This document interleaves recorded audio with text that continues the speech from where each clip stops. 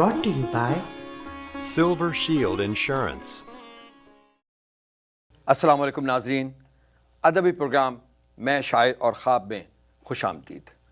اس programme میں ہم آپ کی ملاقات اردو ادب کے ان نامور شعراء سے کراتے ہیں جنہوں نے اپنی خداداد صلاحیتوں، محنت اور لگن سے اردو ادب میں خاص مقام پیدا کیا۔ آج ہمارے اسٹوڈیو میں ایک ایسے ہی شاعر موجود ہیں جو مشاعروں کے سلسلے میں امریکہ آئے ہوئے ہیں، اور ہم نے موقع سے فائدہ اٹھاتے ہوئے ان کو اپنے اسٹوڈیو میں مدعو کیا۔ آج وہ ہمارے درمیان موجود ہیں، 2 کتابوں کے مصنف ہیں، ایک خوبصورت لب و لہجے کے شاعر، ایک طویل عرصے سے صحافت سے منسلک ہیں۔ آئیے ملاقات کرتے ہیں جناب جاوید صبا صاحب سے۔ السلام علیکم جاوید صاحب، کیسے مزاج ہیں؟ بالکل اچھا ہوں، بالکل اللہ کا شکر ہے۔ آپ بتائیے۔ آپ دوسری بار امریکہ تشریف لائے ہیں تو کیسا لگ رہا ہے؟ کوئی تبدیلی؟ اچھا لگ رہا ہے، اپنا گھر لگ رہا ہے اب تو مجھے، اس لیے کہ گزشتہ برس بھی حاضر ہوا تھا یہاں پہ۔ اچھا لگ رہا ہے۔ پہلا سوال ایک روایتی سوال ہے کہ شاعری جو ہے وہ بعض اوقات وراثت میں بھی ہوتی ہے اور ایک ماحول بھی ہوتا ہے، کچھ رجحانات ہوتے ہیں جس کی وجہ سے لوگ راغب ہوتے ہیں، تو آپ کا؟ ہاں، وہ اس طرح سے تو آپ وراثت والی بات نہیں ہے، لیکن ہمارے خاندان میں دادا اور پردادا اور ابا بھی ہمارے کچھ نہ کچھ کرتے تھے۔ وہ مطلب یہ کہ نوحہ لکھ لیا، سلام لکھ لیا، تو گھر کی ایک فضا تھی پوری ٹوٹل۔ اچھا، تو آپ کو بتاؤں 7 برس کی عمر تھی میری، 7 یا 8 برس کی عمر تھی، اردو پڑھنا آ گئی تھی۔ تو ہمارے ابا جو تھے وہ انیس کے 2-3 بند یاد کروا دیتے تھے رٹوا کے، اور اس کے بعد کسی مجلس میں بٹھا دیا انہوں نے، تو وہ پڑھتا تھا میں، تو بڑی اس پہ داد ملتی تھی۔ مجھے اچھی طرح یاد ہے ایک لفظ میں نے پڑھا تھا، چنانچہ۔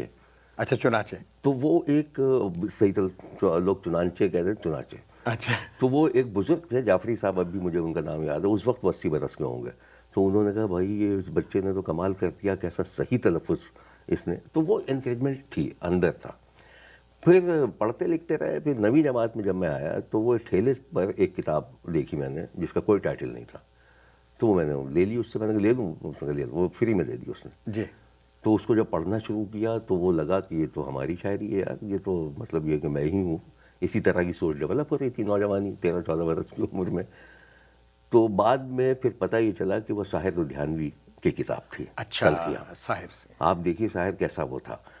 تو بس وہ کوئی جراثیم اندر جاتے چلے گئے، اور پھر یعنی وہ جو ایج ہوتی ہے اس میں بہت سے ٹیلنٹ ہوتے ہیں۔ مثال کے طور پہ ریڈیو پہ چلے جاتے تھے تو وہاں پہ آواز کے حوالے سے کوئی ڈرامہ، شاعری کا جو وائرس تھا، ہاں وہ لگ گیا آپ کو؟ وہ لگ گیا وہ لگ گیا، اور وہ ایسا لگا کہ وہ ہر چیز دنیا کی جو ہے وہ ایک طرف ہو گئی، اور پھر یہ شاعری۔ لیکن یہ طے ہے کہ آپ کی شاعری میں، آپ کی تربیت میں آپ کے والد کا زیادہ یقیناً زیادہ ہاتھ رہا۔ میں سمجھتا ہوں کہ بالکل ہے وہ، کیونکہ اگر وہ ٹریننگ نہیں ہوتی گھر کی تو شاید پھر نہیں ہوتا میرے خیال سے۔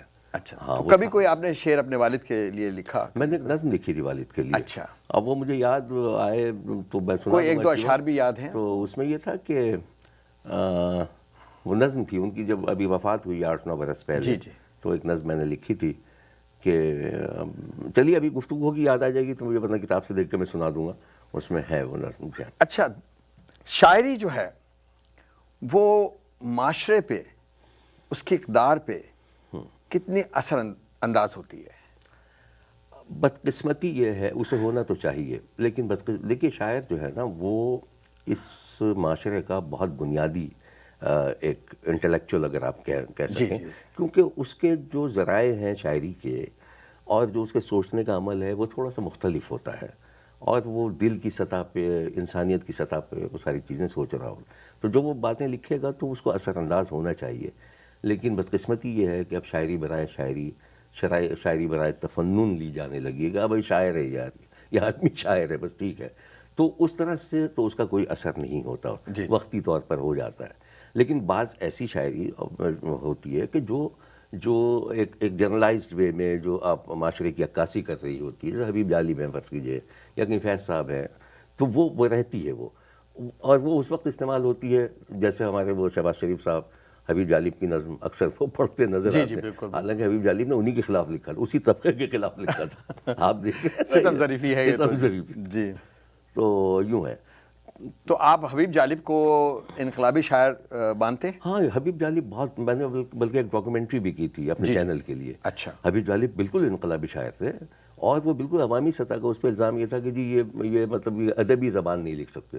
تو حبیب جالب نے وہ بھی لکھا جہاں بھی گئے داستان چھوڑا ہے، جیسی غزلیں اس کی بے وہ ایک شمار. مستند شاعر ہاں، اور اس نے اس کا بھی مذاق اڑایا کہ دانشور اور شاعر جو ہے وہ سمجھتے ہیں کہ حبیب جالب یہ عوامی بات کر رہا ہے کہ روٹی اور یہ وہ، تو لیکن وہ بہت افیکٹو اور ہر دور میں.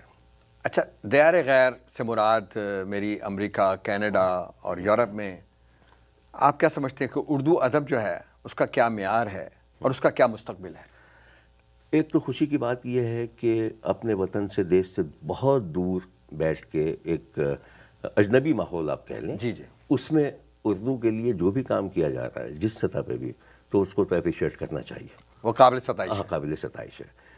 شاعری جو ہے اس کے لیے ماحول ضروری ہوتا ہے کہ آپ ان ادبی بیٹھکوں میں اٹھنا بیٹھنا، اور وہ جو آواریاں اور اس طرح کے معاملات جو ہیں جو لاہور میں ہے یا کراچی میں تھا، تو وہ ماحول تو شاید یہاں نہیں مل سکے گا آپ کو.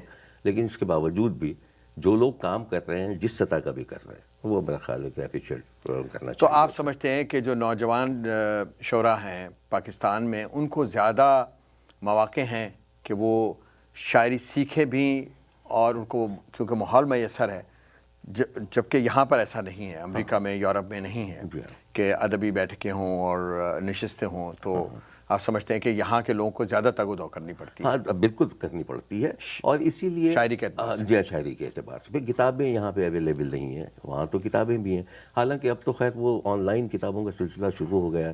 بہت سی ویب سائٹس ایسی ہیں جس میں ہزاروں کتابیں اس میں ہیں، تو لوگ پڑھتے بھی ہوں گے اس کے، اکتساب بھی کرتے ہوں گے اس سے.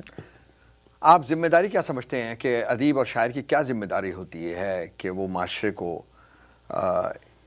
صحیح ڈگر پہ ڈالنے کے لیے شاعر کی کیا ذمہ داری؟ اس کو سچ لکھنا چاہیے، اس کو سچ اور حق. اس کو سچ اور حق لکھنا چاہیے، اس کے بغیر ہے نہیں.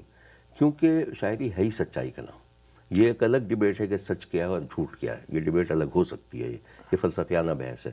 لیکن اور سچ وہ ہے جو شاعر کا دل جسے ایکسیپٹ کر رہا ہے کہ وہ سچ ہے. اچھا، جرنلسٹ تو کا کام ہے کہ وہ سچ لکھتا ہے کیونکہ خبر دیتا ہے وہ. آپ سمجھتے ہیں کہ شاعر کا اس میں حق لکھنے میں کتنا رول رہا ہے پاکستان میں اسپیشلی، یا اردو ادب میں کیا رول رہا ہے؟ ہاں نہیں، شاعر نے بہت کام کیا ہے. ہمارے بہت اچھے بڑے شاعر پیدا ہوئے ہیں، اور انہوں نے سچ لکھنے کی کوشش. حبیب جالب کی بات آئی ہے، انہوں نے لکھا ہے. احمد فراز تھے، آپ دیکھیے، وہ رومانٹک شاعری کے ساتھ ساتھ وہ جو ان کی سیاسی سوچ تھی اور اس میں جو احتجاج تھا وہ بھی تھا ان کا، موجود تھا ان کا. تو شاعروں نے کام تو کیا ہے، بالکل کیا ہے. اچھا، یہ کام اس طرح کا نہیں ہے کہ وہ 2 جمع 2 4 ابھی ہم سوچ کے بیٹھیں گے. وہ آپ کی اپنی فطرت میں ہوتا ہے شاعر کی، کہ اگر کہیں کوئی ظلم ہو رہی ہے، زیادتی ہو رہی ہے، تو وہ اس سے بچ کے نہیں جا سکتا. اور شاعر متاثر ہوتا ہے پہلے، اور پھر وہ اس کے ایکسپریشن جو ہے وہ سامنے آتے ہیں اور لوگوں کو متاثر بھی کرتے ہیں. اچھا، رومانوی شاعری کے بارے میں کیا کہتے ہیں آپ؟ جو شعراء لکھ رہے ہیں اس وقت رومانوی شاعری. رومانوی شاعری تو بہت اہم شاعری ہے سر. جی. اور یہ بڑی ایک لمبی بحث چلی تھی، آپ کو یاد ہوگا کہ جب یعنی 14ویں صدی میں اس کے مڈ میں اگر آپ آئیے، تو جب تمام چیزیں ٹوٹ گئی تھیں اور صنعتی عہد اور سارے معاملات ہو رہے تھے، نئی نئی تحریکیں چل رہی تھیں، تو اس وقت ایسا لگ رہا تھا کہ رومانوی شاعری کا کوئی مستقبل نہیں ہے. لیکن بائرن جیسے آدمی نے یہ بات کہی تھی کہ میرے لیے یہ بات سمجھانا تقریباً ناممکن ہے ایک عام آدمی کو، کہ جو شاعری ہے اس کا ماخذ دل ہوتا ہے، دل سے نکلتی ہے. تو جتنی بھی آپ کی یہ تحریکیں ہیں، آپ کی ترقی پسند تحریک سے لے کے، یا جو آپ کے آرٹ کی تحریکیں ہیں، ڈاڈائزم اور وہ سب رومانوی تحریکیں ہیں. آپ سمجھ رہے نا یہ؟ تو وہ رومانی جو ہے وہ آپ کی فطرت میں شامل ہے. اس سے آپ الگ اگر ہٹ جائیں گے تو پھر وہ کچھ بھی نہیں ہے، وہ خشک ہے، وہ تو اس کی اہمیت ہے اس کی. اچھا، آج کل جو ادب لکھا جا رہا ہے اس کو آپ کے زمرے میں ڈالتے ہیں؟ بس آج کل جو ادب، سوال میں یہ ہے کہ اوور آل اگر ہم سچویشن کو دیکھیں تو زیادہ تر تو یہ ہے کہ ہمارا شاعر جو ہے وہ نرگسیت کا شکار ہے. اچھا، نرگسیت یہ ہوتی ہے کہ یار وہ سمجھتا ہے کہ میں سب سے زیادہ مظلوم ہوں، دنیا کے سارے مظالم مجھ پہ ہوئے. جی. یعنی آپ کلاسکس سے لے کے اور یہاں تک بہت چند شعراء ایسے ہیں جو اس نرگسیت کا شکار نہیں ہیں. آپ سمجھے نا. اور میں نامہ لکھا جا رہا ہے، میں نے یہ کیا، میرے ساتھ یہ ہوا. ہم پہ بات نہیں ہوئی ہے. ایک اجتماعی صورتحال پہ اگر ادب میں کبھی بات ہوئی ہے تو وہ ترقی پسند تحریک کے بعد سے وہ سوچ شروع ہوئی کہ بھائی اجتماعیت بھی ہے اس میں، کہ صرف میرا ہی دکھ نہیں ہے. انسان جو ہمارے سامنے پڑوس میں ایک انسان بھوکا ہے، یا کوئی ظلم ہو رہا ہے، روزگار کے مسئلہ، تو وہ ہے. تو نرگسیت بہت بھری ہوئی ہے. تو آپ کیا یہ بھی سمجھتے ہیں کہ کیونکہ ہمارے ہاں کے شعراء جو ہیں وہ فائنینشیل اعتبار سے بڑے ویک رہے، تو کیا یہ بھی ایک وجہ ہو سکتی ہے؟ یہ دیکھیے، معیشت کی کمزوری آپ کو ڈپریس کرتی ہے، بالکل ٹھیک ہے، لیکن شاعروں کے لیے یہ مسئلہ ہے نہیں ہے. اچھا. اور یہ نہ یہ شاعر کی ذمہ داری ہے، شاعر کی بالکل ذمہ داری. دیکھیے آئیڈیل سچویشن، لیکن اس کے اپنے حالات تو خراب اگر ہوں ہاں تو اس کے قلم سے پھر وہی نکلے گا، وہی نکلے گا، دکھ اور دردی وہ نکلے گا، وہ لکھے گا. لیکن یہ ذمہ داری ریاستوں کی ہے کہ بھائی آپ شاعر کو سنبھالو یار.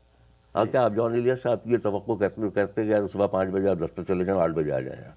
مطلب اگر آپ یہ توقع، معاشرہ یہ توقع کرے گا تو یہ زیادتی کرے. ٹھیک ہے. آپ نے 2 کتابوں کی ماشاء اللہ لکھی ہیں، کیا نام ہے آپ کی کتابوں کی؟ پہلی کتاب میری آئی تھی 88 میں، عالم میرے دل کا.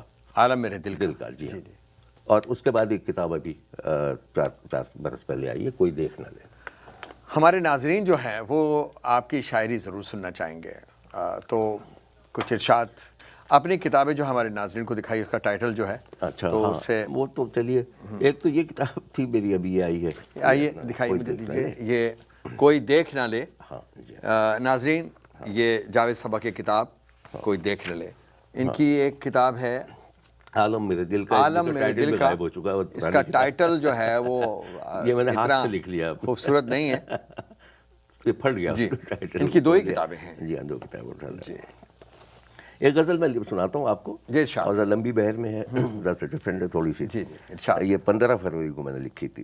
15 فروری کب؟ ہاں 15 فروری 2017. اچھا. اس کے ہاتھ کی سرگوشی نے دیواروں کے کان بھرے. اس کے ہاتھ کی سرگوشی نے دیواروں کے کان بھرے. دیکھتے دیکھتے افواہوں نے لون بھرے، دالان بھرے. واہ. دیکھتے دیکھتے اس کے ہاتھ کی سرگوشی نے دیواروں کے کان بھرے. دیکھتے دیکھتے افواہوں نے لون بھرے، دالان بھرے.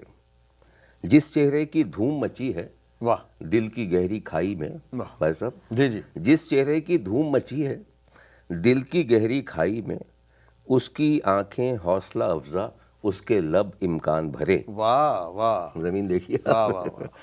جس چہرے کی دھوم مچی ہے، جی. جس چہرے کی دھوم مچی ہے دل کی گہری کھائی میں، اس کی آنکھیں حوصلہ افزا، اس کے لب امکان بھرے. اس کے اصول ہم آغوشی میں ایک ذرا سا جھول نہیں. اس کے اصول ہم آغوشی میں ایک ذرا سا جھول نہیں. ہاتھ سے چھین کے پھینک دے ساغر، پھر اس کا نقصان بھرے. اس کے اصول ہم آغوشی میں ایک ذرا سا جھول نہیں. ہاتھ سے چھین کے پھینک دے ساغر، پھر اس کا نقصان بھرے. قریا قریا سیر کو نکلے، موسم موسم سانس بھری. قریا قریا سیر کو نکلے، موسم موسم سانس بھری. خالی ہاتھ سے جھولی تھامی، جھولی میں انسان بھرے. جھولی میں انسان بھرے. قریا قریا سیر کو نکلے، موسم موسم سانس بھری. خالی ہاتھ سے جھولی تھامی، جھولی میں انسان بھرے. ایک تیری مسکان نے کیا کیا چہروں کو شادابی دی. ایک تیری مسکان نے کیا کیا چہروں کو شادابی دی. چہروں کی شادابی نے پھر کھیت بھرے، کھلیان بھرے. وہی والی جو آپ بات کہہ رہے تھے، چہرے شاداب ہوں گے تو پھر وہ کھیت و کھلیان ہوگا. وہ چہروں کی شادابی نے پھر کھیت بھرے، کھلیان بھرے. اس نے اپنی خوشبو کے سب رنگ مجسم کر ڈالے. اس نے اپنی خوشبو کے سب رنگ مجسم کر ڈالے. آپ یہی سمجھیں گے شاید پھولوں سے گلدان بھرے. اس نے اپنی خوشبو کے سب رنگ مجسم کر ڈالے. آپ یہی سمجھیں گے شاید پھولوں سے گلدان بھرے. سائیں ہم تم دل بیٹھک کے باسی ٹھہرے، جائیں کہاں. سائیں ہم تم دل بیٹھک کے باسی ٹھہرے، جائیں کہاں. دنیا وہ اوطاق کے جس میں رہتے ہیں مہمان بھرے. بہت خوبصورت غزل سنائی آپ نے. ناظرین مجھے امید ہے کہ آپ کو ان کی غزل سن کے ان کے قد کاٹ کا اندازہ ہو گیا ہوگا. بہت خوبصورت لکھتے ہیں جاوید صبا. ہمارے درمیان ہیں آج، لیکن وقت ہوا ایک بریک کا. کہیں نہ جائیے گا، ہمارے ساتھ رہیے گا.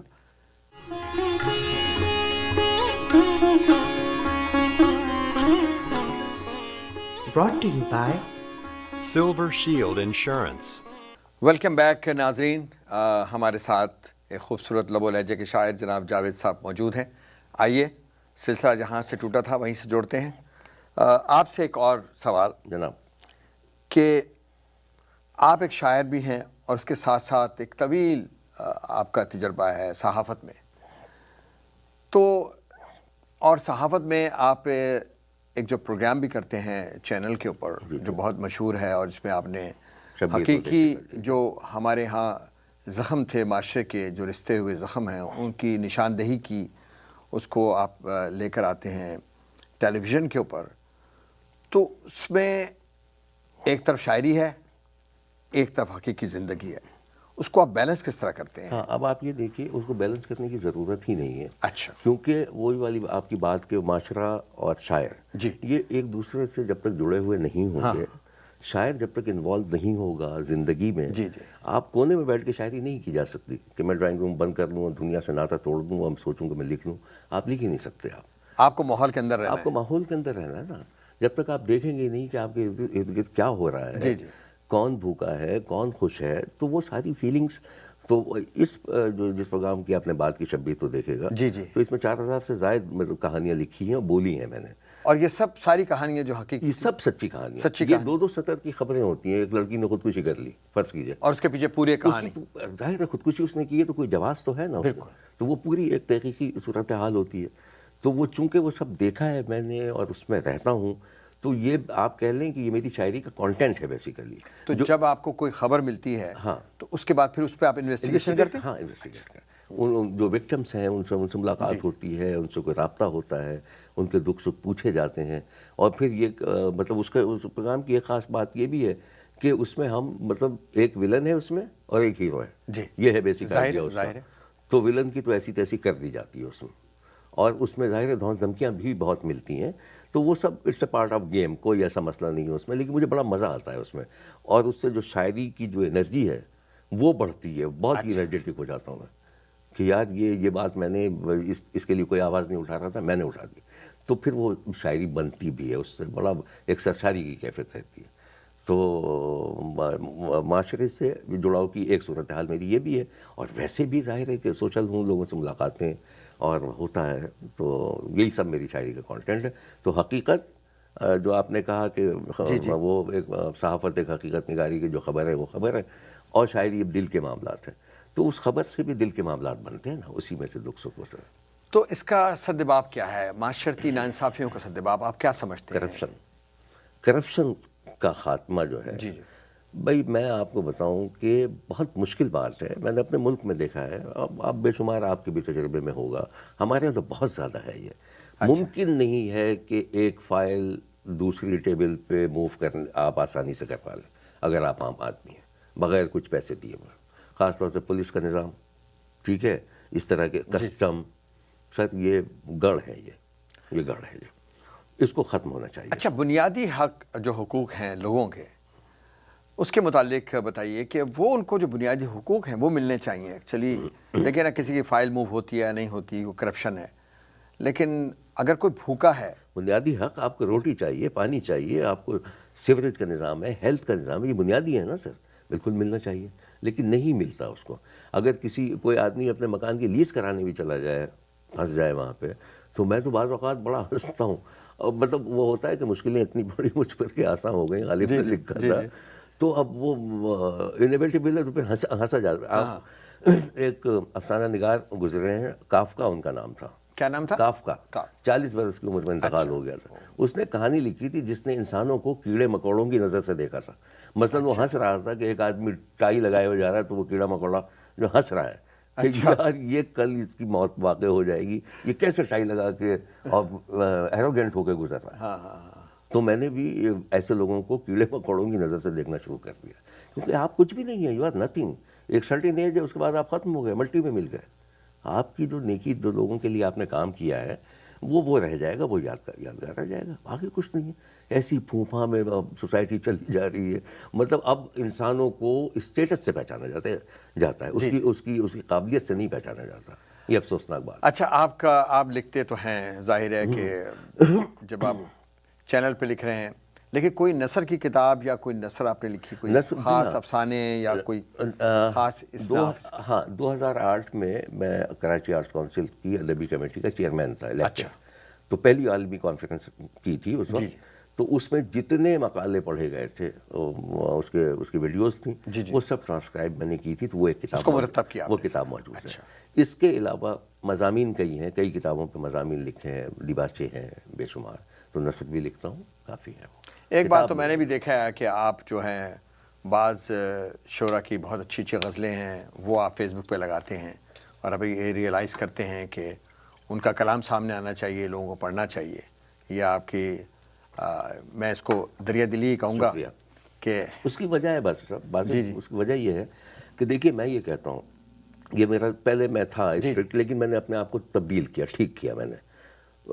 پہلے میں دیکھتا تھا یار اس نے بے وزن لکھا ہے تو یار بھائی کیا ہے یہ وغیرہ، لیکن بات میری سمجھ میں آ گئی نہیں، یہ جو بچہ 18 سال کا آ رہا ہے، 20 سال کا، یار وہ چوری ڈاکہ تو نہیں کر رہا ہے نا، وہ ادب کچھ لکھنا چاہ رہا ہے، اپنی بات لکھنا چاہ رہا ہے. تو اگر آپ نے اسے انکریج نہیں کیا تو اس کا ٹیلنٹ ختم ہو جائے گا. جی ظاہر ہے. اور کون سا وہ فرض کیجیے مجھ سے بھی مقابلہ کر رہا ہے تو بھائی کرے، نئی نسل کو آگے جانا ہی ہے نا، جائیں، نئے وینیوز کھل رہے ہیں تو وہ ہے. تو ادب میں یہ رویہ درست نہیں ہے کہ آپ نئے لکھنے والوں کو ڈسکریج کریں. تو میں کرتا ہوں، مجھے کسی کا شعر اچھا لگ جائے میں اپنے اسٹیٹس پہ اب میں لگا دیتا ہوں اس پہ، اور چاہے میں اسے جانتا ہوں یا نہیں جانتا. اچھا، آج کل کا دور جو ہے وہ ہے سوشل میڈیا کا. جی فیس بک ہے، واٹس ایپ ہے، بہت سارے. تو جو نئے لکھنے والے ہیں وہ تو ظاہر ہے کہ آپ کیا سمجھتے ہیں کہ کتنا افیکٹ کر رہا ہے یہ پروموٹ کرنے میں شاعروں کو، ادیبوں کو؟ بہت زیادہ. میں کیا اہمیت دوسروں ہے کی اس کی، آپ مثال کیا دوں، میں اپنی مثال دیتا ہوں آپ کو. میں تو آپ کو پتہ ہے کہ اس معاملے میں خاصا گوشہ گیر رہا ہوں میں. میں نے کوئی وہ ادبی سیاستی وہ سب 2-4 لوگ تھے جن کے ساتھ اٹھنا بیٹھنا تھا، کچھ سیکھ لیتے تھے ان سے، وہ نہیں رہے. تو پھر میں نے تھوڑا سا اپنے آپ کو کیا، اور مشاعروں کو کریز بھی نہیں رکھا تھا، اس طرح سے نہیں رکھا تھا کہ جی دوڑے چلے جا رہے ہیں. وہ جمال احسانی نے بہت اچھی بات کہی تھی. اچھا. وہ بہت مزے کے بیچ میں آ گئی مرحوم نے، بڑے وٹی آدمی. تو خیر وہ کہنے لگے کہ صاحب دیکھیے ہوتا کیا ہے کہ فرض کیجیے آپ آرگنائزر ہیں، کوئی مشاعرہ آپ کر رہے ہیں، تو ایک شاعر جو آپ سے کبھی نہیں ملتا اور آپ کی برائی کرتا ہے، تو وہ اچانک W11 کی بس کا ڈنڈا پکڑے ہوئے آپ کو مل جائے گا، آپ کیسے ہیں؟ اچھا. کیونکہ اسے پتہ ہے کہ آپ آرگنائزر ہیں. آپ سمجھ گئے نا؟ میں سمجھ رہا ہوں. تو وہ اس طرح کی وہ صورتحال میں وہ ہے. تو کہاں سے میں سوشل میڈیا کی بات؟ Social media. تو سوشل میڈیا کی بات میں نے خود ذاتی طور پہ جب 6-7 سال سے استعمال کر رہا ہوں، تو ہوا یہ کہ میری شاعری پہنچی ساری دنیا میں. اب رسالوں میں بھی پہلے لوگ چھاپتے تھے، مطلب فنون وغیرہ میں بڑی وہ، لیکن اب وہ زمانہ گزر گیا. لوگ اب وہ شاعری کے سلسلے میں خاص طور سے، افسانہ تو میں نہیں کہتا، افسانہ ویسے پھر پڑھنے کی چیز ہے، لیکن شاعری بہرحال فیس بک کے ذریعے سے پہنچ رہی ہے. سوشل میڈیا کی اہمیت ہے. اور صرف شاعری کیا، کچھ بھی آپ گٹار بجا لیں بیٹھ کے، ڈال دیجئے، ہر چیز پہنچ جاتی ہے سیکنڈوں میں. ہاں، اگر آپ ٹیلنٹڈ ہیں تو آپ کی بات پہنچ جائے گی اور دیکھی جائے گی. یہ کمال ہے نا، یہ کمال، یہ بلیسنگ ہے ہمارے لیے. اچھا، یہ مجھے بتائیے گا، یورپ، امریکہ، جو یہ ڈیولپ کنٹریز ہیں، جی ان کی ایکچوئل ترقی کا راز کیا ہے؟ آپ کیا سمجھتے ہیں، ادبی حوالے سے بھی اور ویسے بھی معاشرتی حوالے سے؟ انہوں نے سسٹم کو تو کنٹرول کیا ہے نا. سسٹم، ان کی ترقی کا بنیادی راز سسٹم ہے. مثال کے طور پہ یہاں میں نے امریکہ میں دیکھا، مجھے بڑا اچھا لگا کہ جی اسکول کی گاڑی جو ہے اگر وہ آگے جا رہی ہے تو وہ لوگ ذرا احتیاط کرتے ہیں اس سے آگے نہ نکل جائیں. کوئی آدمی پیدل چل رہا ہے فرض کیجئے تو گاڑی ذرا آہستہ ہو جائے گی. تو یہ سسٹم بہت سے دیکھے گئے ہیں، اور لوگوں نے بھی مجھے بتایا کہ بھائی یہاں تو نظام، ایک تو بنیادی طور پر نظام ہے اور پھر چیک اینڈ بیلنس بھی ہے. تو اس لیے یہ بہت ہی بنیادی چیز ہے. یہ آپ کرتے ہیں، پھر آپ کی سوچ ہوتی ہے، آپ دنیا کے ساتھ ساتھ چلنا چاہتے ہیں. اور دوسری بات یہ ہے کہ بقول اقبال کے کہ طرز کہن پہ اڑنا، وہ جو ان کا بہت مشہور شعر ہے، تو منزل یہی کٹھن ہے قوموں کی زندگی میں کہ آپ طرز کہن پہ اڑے رہتے ہیں. بھائی دنیا نکل رہی ہے، نئے زاویے اس کے، نئی دریافت اس کی ہو رہی ہیں. انسان چاند پہ پہنچ گیا ہے اور آگے مطلب ظاہر ہے کہ ہر شعبے میں ترقی. تو اس کے ساتھ جب آپ چلیں گے تو آپ ترقی کریں گے. وہ جو ہو رہا ہے یار بہت اچھا ہے. کیا آپ نہیں سمجھتے کہ لیڈرشپ کا فقدان ہے ہمارے ملکوں میں، کہ اس کی وجہ ہے ہم لوگ ترقی نہیں کر سکتے؟ لیڈرشپ تو بنیادی چیز ہوتی ہی ہے کہ کوئی آدمی بتائے تو کوئی آدمی کھڑا تو ہو اٹھ کے, لیکن وہی والی وہ پھر اسے جوڑ دیجیے, کرپشن سے جوڑ دیجیے. کون سا سیاستداں ہے وہاں پہ جو مطلب صحیح سالم ہو؟ سبھی پہ ہے. تو آپ سمجھتے ہیں کہ سسٹم جو ہے وہی چیزوں کو درست کرتا ہے؟ سسٹم جو جیسے میں بتاؤں پاکستان میں ماشاء اللہ ایسا, لیکن اب کوئی امکان ہے نہیں وہاں پہ, نہیں ہو سکتا وہاں پہ, چونکہ وہ ترامیم جس طرح سے آئی ہیں. یہ تو ہو سکتا ہے کہ وزیر اعظم کو آپ نے نااہل کر دیا, لیکن سسٹم ڈیریل نہیں ہوگا, ہو نہیں سکتا. تعلیم کے متعلق کیا کہتے ہیں آپ؟ تعلیم بنیاد وہ کتنی ضروری ہے معاشرے کی؟ تعلیم بہت ضروری ہے. اور تعلیم بہت ضروری ہے, اور خصوصاً میں کہتا ہوں کہ خواتین کی تعلیم بہت ضروری ہے, کیونکہ خواتین ہی کو معاشرہ پیدا کرنا ہوتا ہے, معاشرے کو چلانا ہوتا ہے. اگر ماں پڑھی لکھی نہیں ہے تو وہ اپنے اس کا بچہ پڑھا لکھا نہیں اس طرح سے ہو سکتا. تعلیم ضروری ہے, جو کہ بدقسمتی. وہ تو قول بھی ہے کہ اگر پڑھی لکھی ماں دو تو میں تمہیں ایک اچھے قوم دے سکتا ہوں. نیپولین کا خیال ہے ضروری ہے. ہم چلتے ہیں پھر آپ کی شاعری کی طرف. تو ہمارے ناظرین کو کچھ عطا کیجئے اپنی شاعری. اچھا, پھر میں کچھ غزل, کوئی نظم. ہاں, دیر تلک جاگے جاگے سے, یہ غزل اس نے ابھی خلیل حیدر صاحب نے گا بھی دی فیس بک. دیکھیے فیس بک کا فائدہ بھی ہوتا ہے کہ آپ نے غزل ڈالی اور اس نے کہا مجھے اچھی لگ رہی ہے, گا لیجیے. ہاں, وہ آپ کی ایک بڑی خوبصورت غزل ہے. ہاں دیکھیے گا. دیر تلک جاگے جاگے سے, دیر سے سوئے سوئے سے, دیر سے سوئے سوئے, اتنے دنوں کے بعد ملے ہو وہ بھی کھوئے کھوئے سے. واہ واہ. دیر سے جاگے جاگے سے, دیر تلک جاگے جاگے سے, دیر سے سوئے سوئے سے, اتنے دنوں کے بعد ملے ہو وہ بھی کھوئے کھوئے تھے سے. کل تک اچھے خاصے تھے تم, آج یہ کیا احوال ہوا. واہ. کل تک اچھے خاصے تھے تم, آج یہ کیا احوال ہوا. اکھڑے اکھڑے بوجھل بوجھل جیسے روئے روئے سے, اکھڑے اکھڑے بوجھل بوجھل جیسے روئے روئے سے. یادیں نیند اڑاتی ہوں گی اور تم بستر پر گر کر, یادیں نیند اڑاتی ہوں گی اور تم بستر پر گر کر, کتنے اچھے لگتے ہوگے پیارے سوئے سوئے سے. یادیں نیند اڑاتی ہوں گی اور تم بستر پر گر کر, کتنے اچھے لگتے ہوگے پیارے سوئے سوئے سے. گھر سے جانے والے شاید دستک دے دیں رات گئے, گھر سے جانے والے شاید دستک دے دیں رات گئے. مائیں جاگی جاگی سی ہیں بچے سوئے سوئے سے, جو ہمارے یہاں حالات ہیں.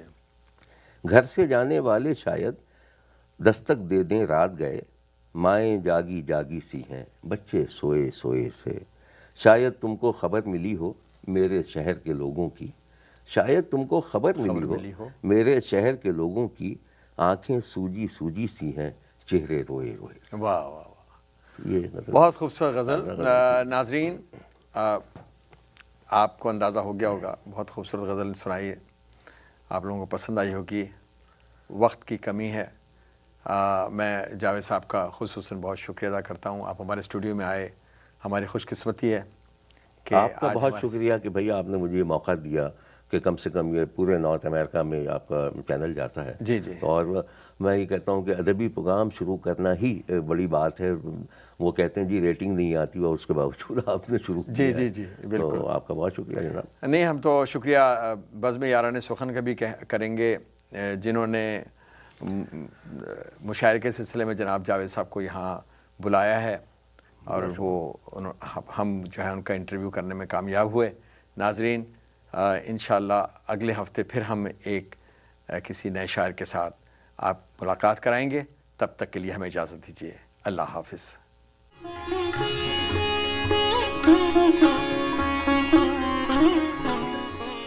Brought to you by Silver Shield Insurance.